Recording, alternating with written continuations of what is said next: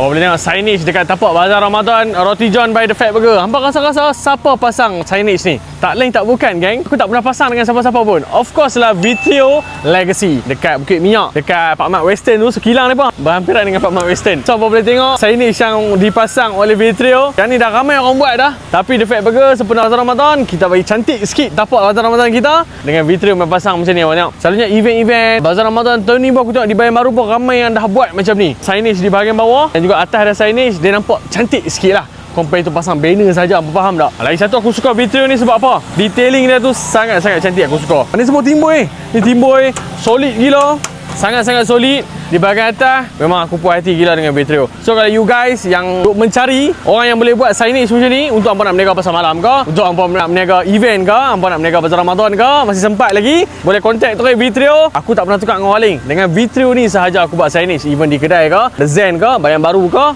even yang ni di belakang aku ni pun Vitrio sendiri yang buat.